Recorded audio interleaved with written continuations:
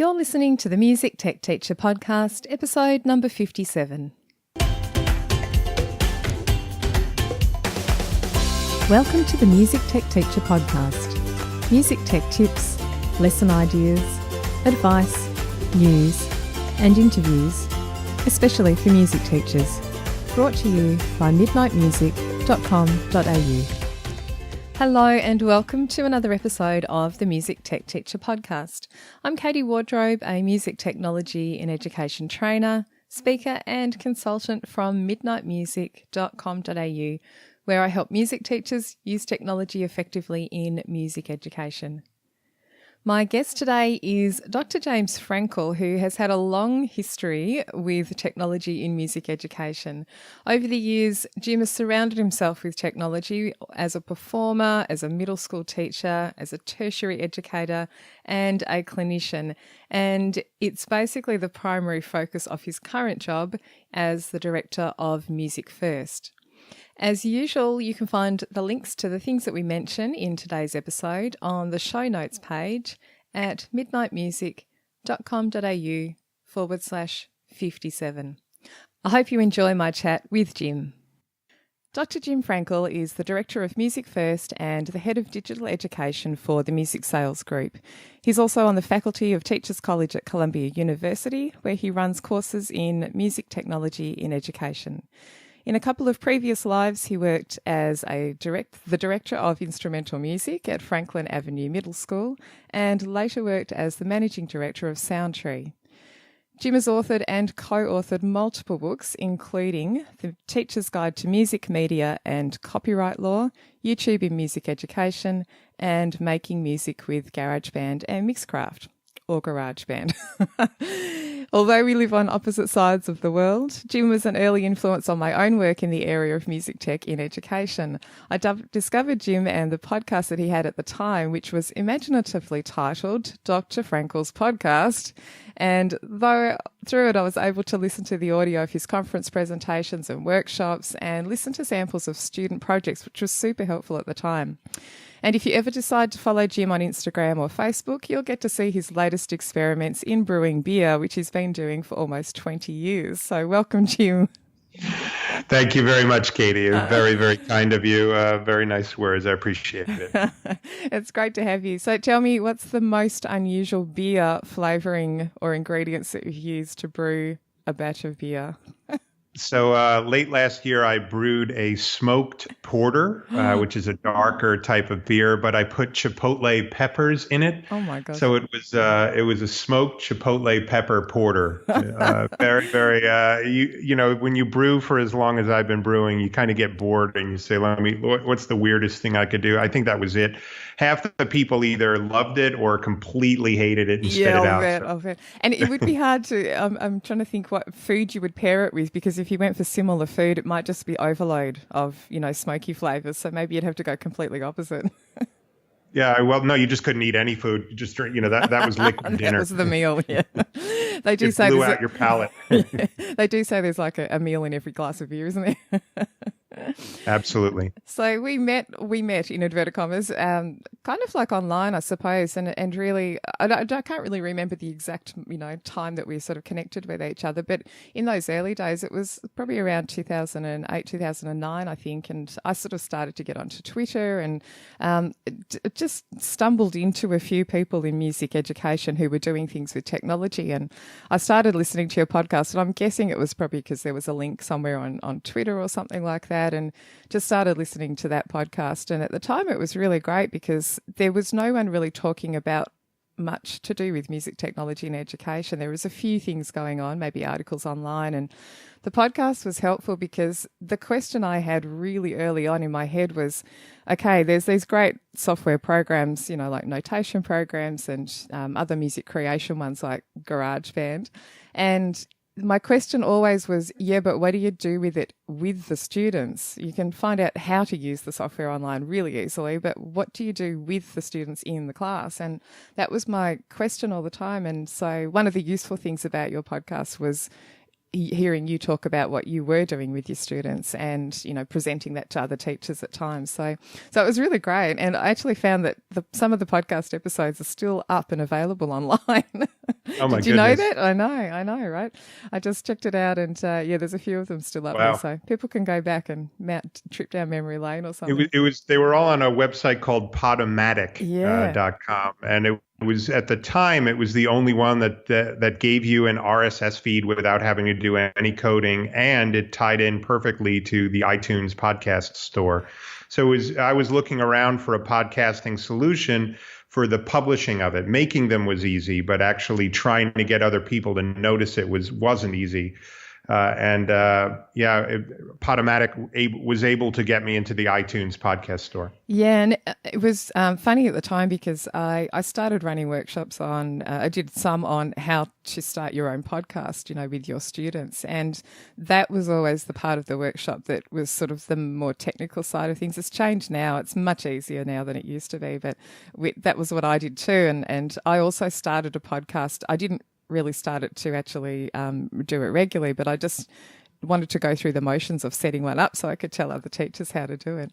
So what made you start? Yeah, when I actually went to, sorry to interrupt you, I went to an Apple workshop when podcasting was introduced. I think it was 2004, 2005 was when they introduced the word podcasting, and I was there, and they did it was for social studies teachers actually, and it was literally in the next town over. So I went to the workshop, and it was funny because the way to kind of like the warm up for the workshop to get people like loosened up a bit was a Beatles trivia question, and of course I won that. I was probably the only musician in the room, and then they did This Day in History was the podcast that they were doing. Apple for these social studies teachers, and I said This Day in Music History, and that was the first project I did with my students, and they are the ones who showed Podomatic, and I was instantly hooked. Yeah, that's great. Yeah. And the thing I love about podcasting as a project to do in music class or wherever actually is that it can transform anything that's a written assignment into something that's an audio-based thing. And so therefore your podcast can be about anything, or the student's podcast. And yeah, so much easier. The one thing I'm disappointed with is they took that podcast template out of GarageBand, which allowed you to add images alongside your podcast as well. And that's it's the only product I know of that gets worse with every up. I know. They take things out. It's crazy. Yeah. I'm really hoping they might bring it back at some point, but I think that's probably wishful thinking. Yeah. So tell us about your background in music technology. What sort of things were you interested in early on that led you down the music tech path, and how did it develop over time? Well, thanks. My interest drew out of hearing music, recorded music, both in the movies and in the popular music genre, where I heard synthesizers, and I just was immediately drawn to the sound. And I met a composer early on who was very, very much into having modular synthesizers in his house. In fact, he didn't have anything other than that in his house. Was his whole living room was a modular synth, and I just remember being like, "This is the coolest thing I've ever seen." And I was a paper boy delivering papers for my money, and I saved up to buy a Roland Juno 106 was my first synthesizer, and that was 1984, and I just completely, I have ADHD, I get distracted easily, but this was the one thing I could totally focus on. I was obsessed with it. And then in 1985 or 86, I got my first personal computer, and I went to the local music store to say, is there any way to hook up my computer to my synthesizer? I heard there's this thing called MIDI. And they sold me the very first sequencer MIDI card that you could put in a PC computer. Oh, wow. Called the Sequencer Plus Mark I. And I immediately took all my piano books and started programming on a very, very super basic step sequencer. I programmed all of the music that was in my piano book and had my synthesizer play it. And I Wow, will that's tell you, it. the very first time it was Minuet in G, Bach's Minuet in G was the first piece I ever sequenced. Of course, every kid had to learn that if you've ever taken Yeah. piano lessons. It's often the one I And use as an example in workshops for things. yeah, well, I pressed the space bar, and I am positive that that was the moment where my whole life changed when a computer played my synthesizer without me touching it. I freaked out about the potential. I immediately saw, as a 15, 16-year-old kid who had no idea one day he'd be a music teacher, that this was incredibly powerful. I loved programming computers. I took piano lessons, and this was just like oh my God, this is everything I love in a In one thing. box. Wow, that's great. Yeah, that's exactly what happened. And I've been totally enthralled with it ever since. And it wasn't until I went to college that I knew that anyone else was doing it. There, it was all the synth people that were playing in bands. I played in bands as well, but when you're playing out live with the keyboard, you don't have your computer there. Yeah. So this was like my hobby at home that I didn't really know anybody else did. Obviously, I knew the product existed, but when I got to college, I realized that no one was doing this and that you could actually teach with it. And I was 17 years old, and I got a job teaching at a high school in Newark, New Jersey, because nobody knew how to teach with technology. I didn't know how to teach. I did not know how to teach, but I knew what the technology did. And I was a music ed major. So they said, all right, well, then you're the perfect person. I made all the mistakes you can possibly make, in those early days, 1988, teaching with software. But yeah, it was great being thrown into the deep end very young. Why did that school particularly want to? They had a thing where they actually wanted to include technology, and then they were sort of proactively looking for someone. That I'm always surprised, Yep. or I'm always interested in the reason why a school wants to do that in the first place, and if it's not the person themselves doing it, that doesn't make sense. Was it the principal or someone at the school driving that sort of area? Right. So great question. It was it was called Newark Arts High School. The teacher's name was Lou Melcher. Absolutely brilliant. And he partnered with Montclair State College, which is where I was going. And they actually bused the kids from Newark to Montclair to this brand new music computer lab that my professor had set up. And at the time, it was the original Macs, the tiny little screen. Yep. And he had a couple of different software programs. One was called Mac Voice. There was a notation program, really like early days of music software. And he needed somebody to actually teach the classes. He was like it was a grant. And these kids were bused once a week to our college campus. And I saw the sign on the window, and it said, "Do you know anything about computers? See me." I ripped the entire sign down and got the gig. So they came to be clear, they came to the college campus once a week as part of this grant. That's how it happened. Wow, that's amazing. I'm just trying to picture the tech sort of issues that you would have had back then, and how different that would have been, and troubleshooting. You would have had to do a lot of it yourself, I guess. Yeah, there were I believe there were somewhere between 4 to 6 actual computers. And it was the AP music theory class that was being brought there. So it was a small group. I think they all had their own computers. But you think about the machine that we're even making these podcasts on now. They're light years more advanced than what I had back then. We're 3.5-inch floppy disk, no headphones. I don't even think there was a headphone jack on these computers. I don't remember there being headphones, but very small screen, and trying to teach was a challenge. And part of the grant was like, what went well and what didn't.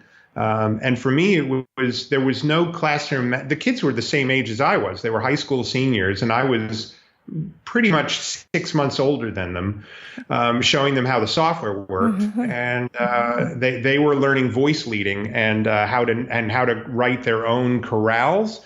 And I was learning that, during the day in my music theory classes, and then teaching it like on a Friday to the kids. Wow, So it that's was great. seat of your pants. Oh God. Yeah. Of course they said, oh yeah, I know all this Yeah. just to get the job. And then it's kind of, It's all I right. do think that there's a lot of music teachers feel that way, uncomfortable when they Yeah. start using music technology. And I'm sure you feel the same, is that you don't learn unless you're uncomfortable. Yes. Unless you go outside of your comfort. Or let me put it this way, the best learning experiences are when you were the most uncomfortable and had to do it purely out of either survival or, being thrown into the deep end. And it's that thing of staying you just need to stay a few steps ahead. And we all know that with teaching, just a few steps ahead of whatever you're about to teach. So it sounds like you were doing that. And I think the time that I learn the best is when I basically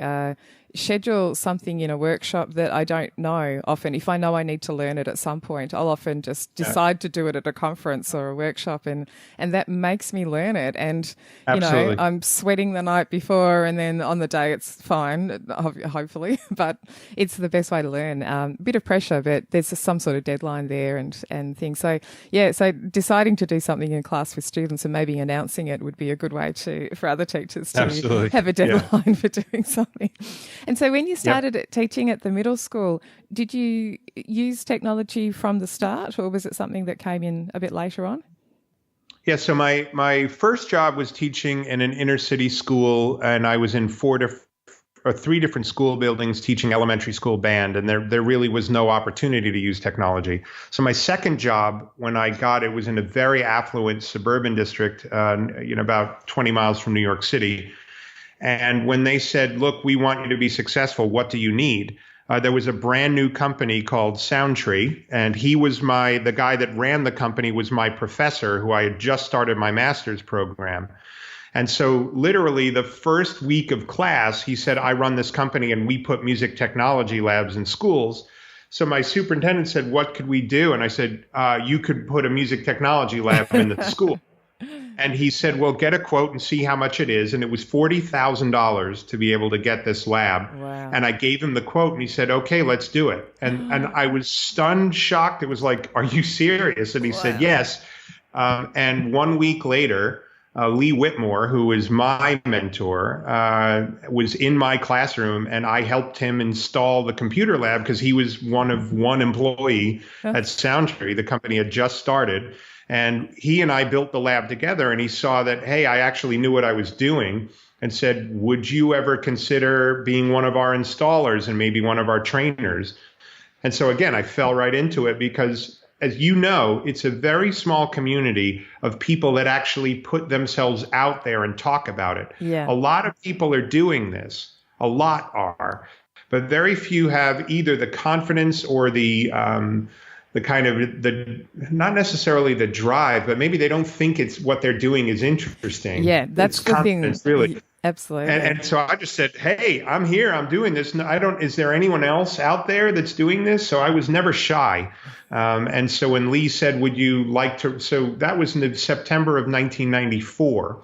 And he said, would you like to start writing articles for us? So October of 1994, I wrote an article about like how do you can start a lab in your classroom. I think actually some of those are still online as well. I'll link to some of these things in the show notes. But I think that's the thing. Often people are asking me, where are the good examples of, teachers using music technology in their teaching, and that's the not the issue I have, because I've found people now over time through connecting online and meeting people at conferences and stuff. But I agree. I think there's some other great stuff going on out there, and even tiny, small, successful things can be super interesting to other people. But like you said, the teachers don't have the confidence that what they're doing is good or interesting or different or whatever. But sometimes I'll talk to people and I'll say, oh my gosh, that's a fantastic idea. Why don't you write about it? And there's that encouragement of perhaps putting yourself out there by publishing online in some way. So starting your own blog and sharing your ideas or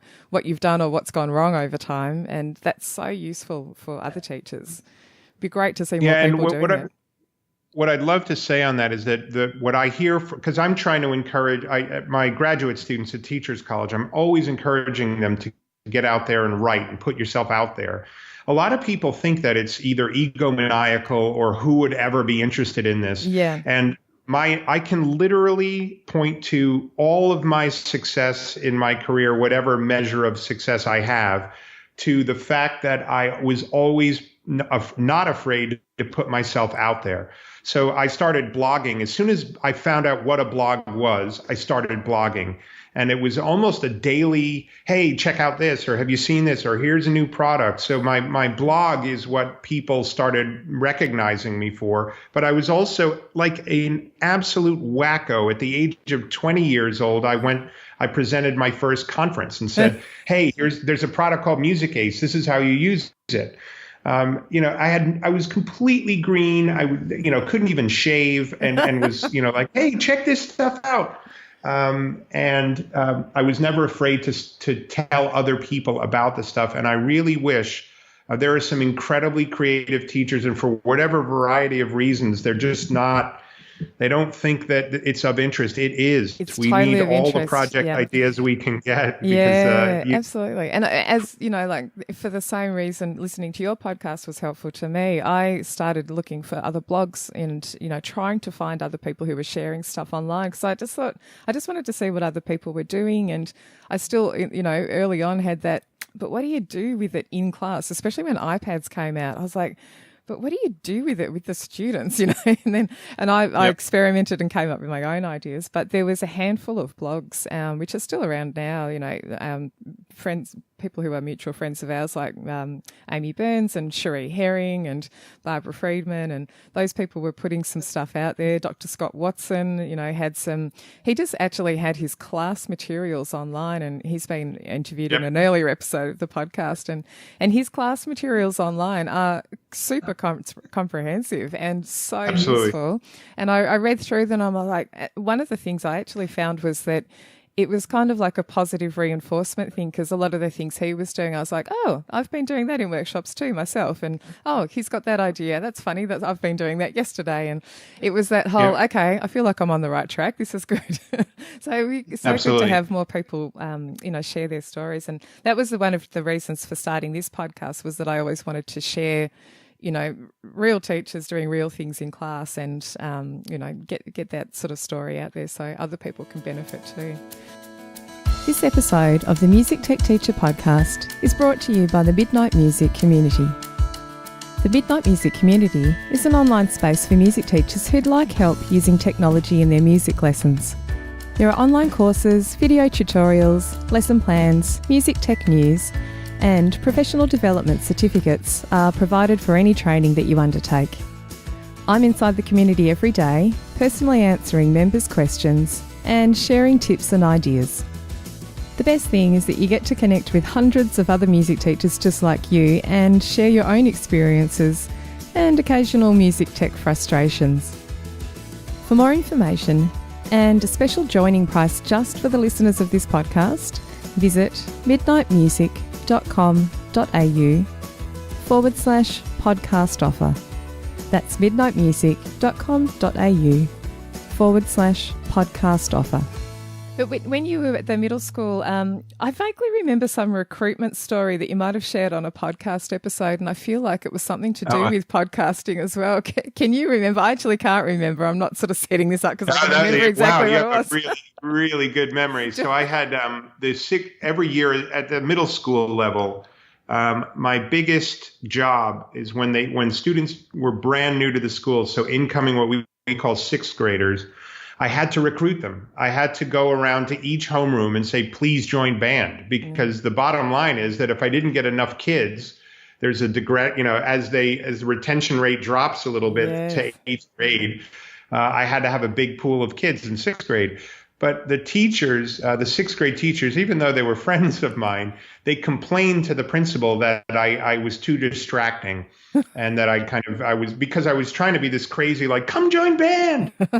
And they said, please, could you ask Jim not to do his recruitment speech? So the story was that I went home to my wife and said, forget it. I'm not going to have any kids in band. I hate everybody. I'm not doing this anymore. Very dejected, I can't stand where I work. And my wife said, well, you're always talking about podcasting or technology. Why don't you just figure it out. So I created a podcast that was a recruitment video and why, like the top 10 reasons or whatever it was you should join band. And I stood outside. I made a little free business cards and I printed them out. And I stood outside of the school in the morning when all the kids were coming in on the buses, handing out like, "Want to be cool, join band." And then on the other side was a link to the podcast. And it worked. It actually, but it was that, again, it was purely to solve a problem. That's so cool. Yeah, I did remember that story in the back of my mind, and I tried to look for it but couldn't find it. So I'm glad. Yep, yeah, I'm glad I remember correctly. Wow, that's a blast from the past. Yeah, it's great. It's all those ideas in the early days. I think it's been so helpful for me. So, tell us about. I'd love to talk about writing books because this is something I've been struggling with as an idea. Writing books about music technology in education, and various people over the years are suggesting that I should think of writing a book. You know, I'm sure there's a book inside you, and I feel like yes, there probably is, and I'd love to do that at one stage, but the thing I always have that issue with is as soon as you've written the book for music technology, it's kind of almost outdated as soon as it's published. So, I mean, that hasn't held you back because you've got a number of books that have been published. So tell me, what are your thoughts on that? And has it been a good process, altogether?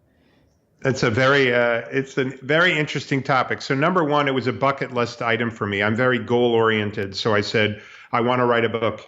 End of story. I want to write a book. Yeah. When I found out how much you're actually paid to write books, it's not worth your time. No. Absolutely not worth your time. You, just for everyone listening, you make almost nothing. Then I went, well, then I did this purely for ego. Now the copyright book was actually the only book I've written that had a life in terms of it's not immediately outdated. Every other book I've written is instantly out of date and almost embarrassingly so. Where the YouTube book, where I wrote it, about, I would say a third of that content that Tom Rudolph and I wrote together, a third of that is completely obsolete. Yeah. It doesn't make any sense. And even the Making Music with Mixcraft and GarageBand, most of the features that are shown in the GarageBand file, that's like 6 versions ago. And publishing as an industry, especially with music tech, is not a huge world. No. You have one champion right now, Norm Hershey at Oxford University Press, who's I think the last guy out there doing really great innovative publishing in this topic.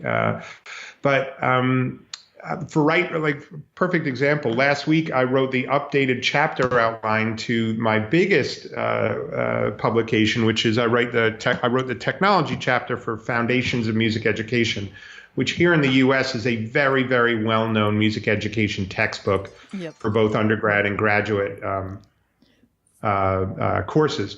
And rewriting the outline was extraordinary because I had to think only conceptually and no longer product wise, because they're all outdated. Everything I wrote is old. And that's the thing I've been thinking, whether to stick to something which is not specifically about a certain software program, because ultimately a lot of the software programs do the same sorts of things. The notation software all does the same sort of thing, and you can talk in general terms, and same with the digital audio workstations, But yeah, it's that struggle of every time it's published, and that also the idea that you do all this work, and I know there's no money in it really, and maybe self-publishing is a better way to go. But yeah, it's just such a hard thing, I think, and I always wondered whether that was going to be something that's useful for teachers is to buy a physical book, but I think that they still like to buy a physical book. A lot of people they definitely do like that. Yep. So,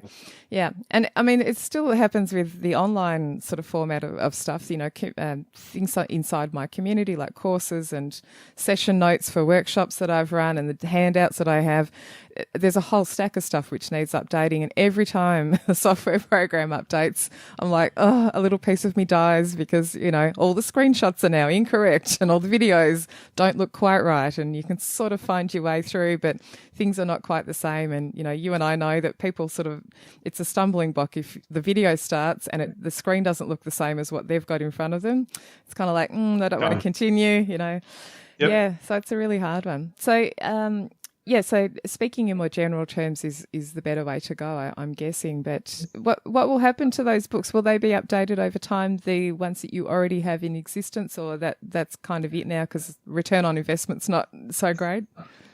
Correct. None of those will be updated. Not that I know of. The Foundations of Music Education is being updated right now, and it's Oxford University Press because they are really the brand now, at least here in the States, that is putting out books for this topic. But yeah. I think blogging and podcasting are still very viable ways to disseminate information, and I believe that, along with YouTube and other online courses like your site and Lynda and all the things that are out there, that is the way of the future. Even though print is very comforting for a teacher to have a print book, I've been teaching my graduate classes at Teachers College for 20 years now, and I do not assign any books at all.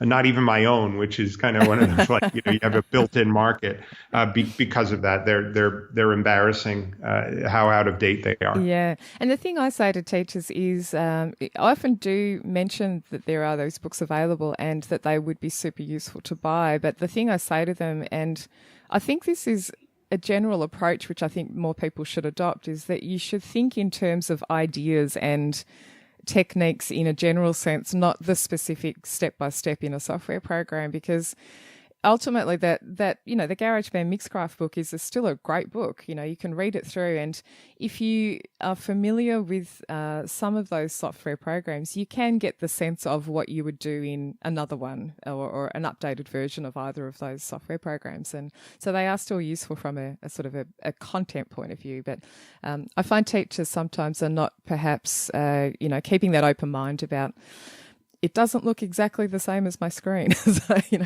Right. The bottom line is that project ideas are gold, period. Project ideas, it does not matter what avenue or what software tool or how you do it, but it is the project goal that is what I think is the most valuable thing for teachers. So like with my graduate students, they were all wondering, how on earth would you use GarageBand in a classroom, even today? And I'm like, oh, come on. And they said, we don't know. So I gave them 20 project ideas in a slideshow.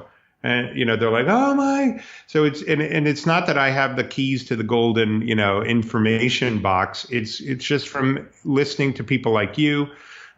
People that I respect online and see, again, they share their project ideas in forums or, different social media networks. And there's some great ideas out there. Yeah, and that's the one thing that I have no issue with, coming up with project ideas all the time. I see things, think of things, and it's from watching YouTube videos of some guy doing something awesome, and I'm like, oh, we could do a version of that inside the program and, for kids, and so many ideas all the time. And it's just that thing of applying it to whatever you have, I think. Now, I'd love to talk about MusicFirst. So obviously you're not teaching anymore at the middle school and moved on from Soundtree. And tell us about the MusicFirst role and how did that come about in the first place? And perhaps you should start by telling people what MusicFirst is, just for those who don't know. I'm sure most people listening might know a little bit about it already. Yep, sure. MusicFirst, in its essence, is a learning management system that was built just for music teachers. And from my knowledge, it's the only product that's ever been built just for music teachers, rather than an outside audience that then they figure out how to sell it to teachers. This was made totally for teachers.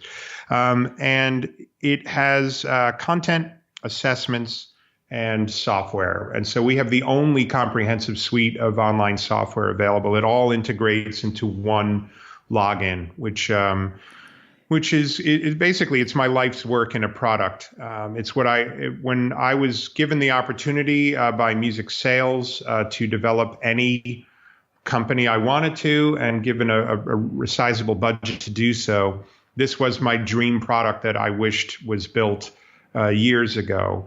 And so in its essence, a teacher can assign their students literally any type of music assignment and have the students respond through notation, through recording, through composition, ear training, music, you name it. All the tools are available. So very excited. We're 6 years in now. We have about 325,000 kids around the world using it. We're about to make a huge push into China, partnering with a very cool company over there.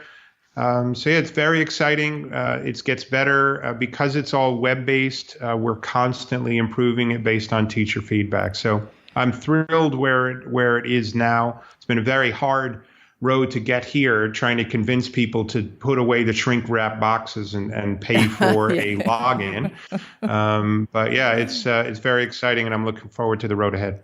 Yeah, I think, first of all, I can't believe it's been 6 years, because I remember you telling me about the very, very early on that this was going to be the thing that you were doing. And that's amazing. That's so long. But the single login thing is such a big deal, I think, because that's one of the pain points of teachers, as we all know. It's, that thing of logging into all these different tools all the time. But I think when you first told me about the idea early on, I think one of your strengths is knowing where the future is going in technology generally. And I remember you saying at the time, it's the cloud, the cloud computing thing. Right. It's everything's going to be online. And I sort of thought, oh yeah, that sounds right. That sounds good. But really, when I look back and where we've got to now, 6 years later, everything, it's so important that everything or a lot of things are actually in the cloud. And it comes down to even things like everybody using different devices. As soon as it's cloud-based, it's not an issue anymore. Mostly. There's a few issues somewhere. Right. But yeah, that becomes a lot easier. And yeah, so I sort of thought over the years that was your strength in realizing that was the way things should go. So, well, even I don't have a crystal ball, but what's always the case with music education or education writ large is that they're about 5 years behind where the rest of technology is. So I knew that with my Kindle, the Amazon Kindle and Noteflight, to be perfectly honest, those two products, I said, oh my God, this is the future. Yeah. So we launched our product before learning management systems were a thing in the United States in K-12 schools. Right.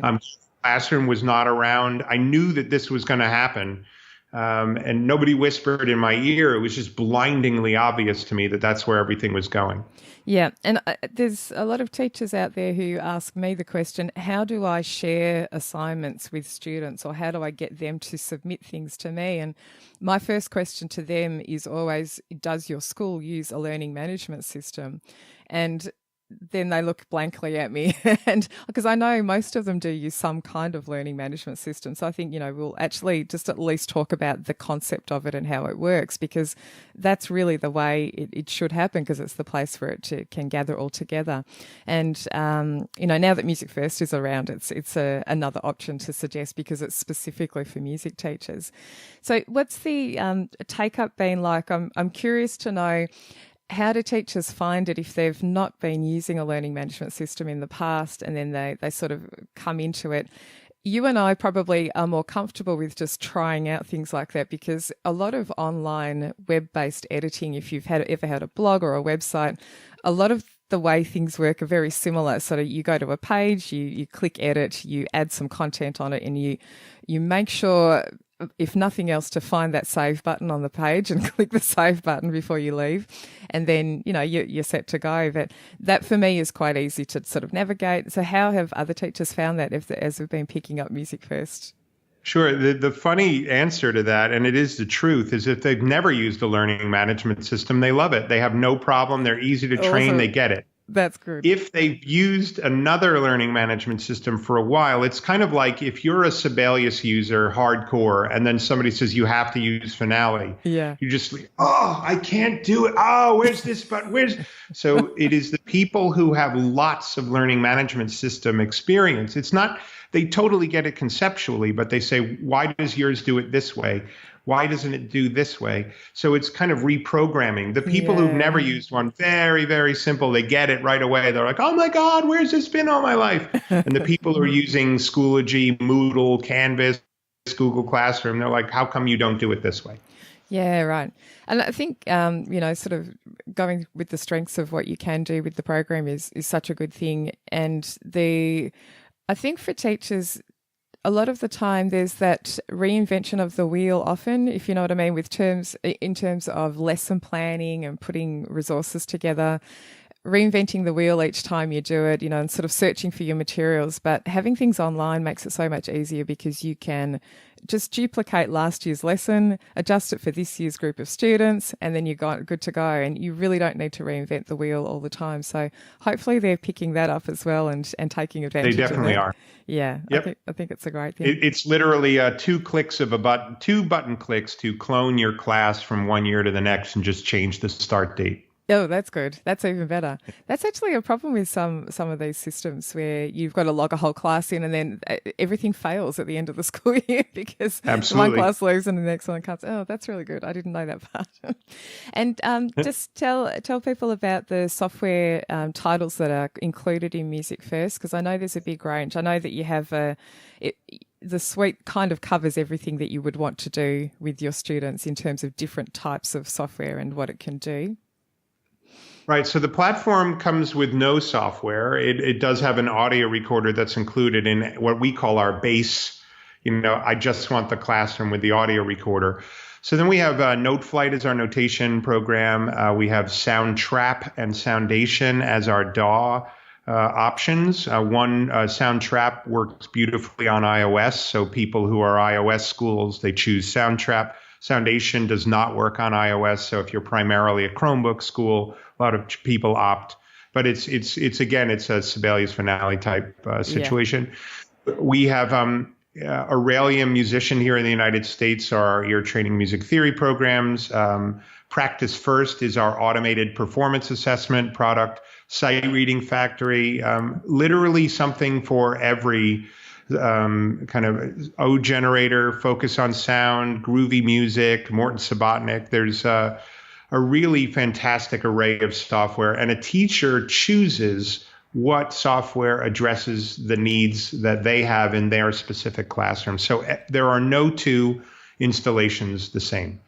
Yeah, I think that's important actually, because I find here, the schools that I've been out to, to run workshops and things, lots of schools have very different focus and very different programs. We don't have the band orchestra choir sort of focus programs like you do in the States, but we have probably what's closer to your general music classes. And the first thing, if people are saying, I've got money to spend in my budget, what should I spend it on? My first question is always, well, what's your program like? Some schools are very notation focused. They tend to be the Kodai schools, and they're very literacy focused. And then other schools just don't do any notation, barely, with their students. They'll do some very basic things, and they're much more about sort of the popular style program. And for them, something like Soundtrap is a great solution for them. So I think that's a good thing. You can tailor the way your program is. And obviously the band orchestra choir teachers have those Practice First and Sight Reading Factory options in there too. Yep. So what's next? Have you got anything you can share with us with what's next for MusicFirst? Any sort of future direction or ideas? Or maybe you can't share them at all. The entire classroom is getting a makeover. So we're completely reorganizing our content library, making it much more easy to navigate.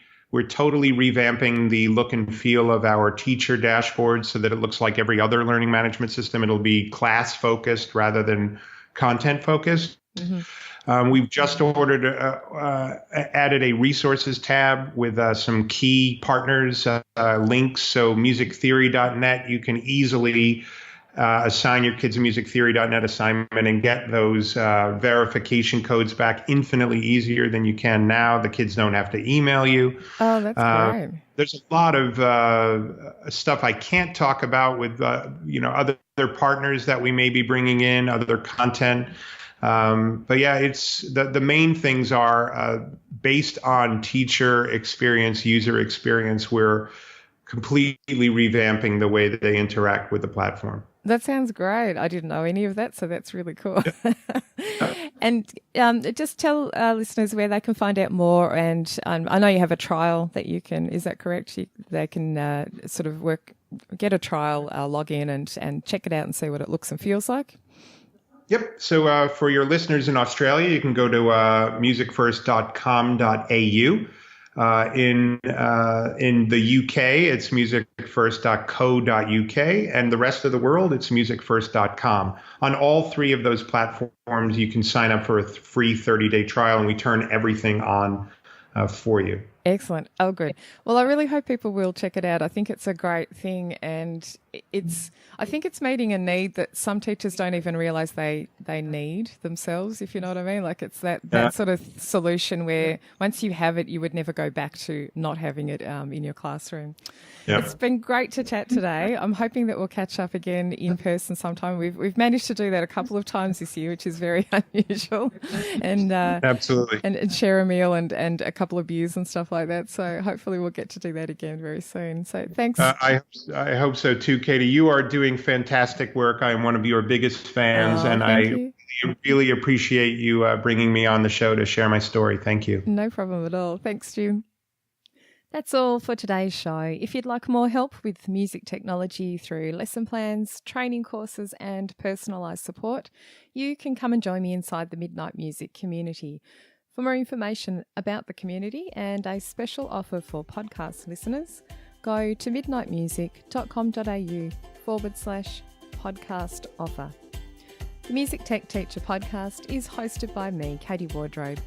You can find more information and links from today's episode at midnightmusic.com.au/57. Thanks for listening, and I'll see you next time.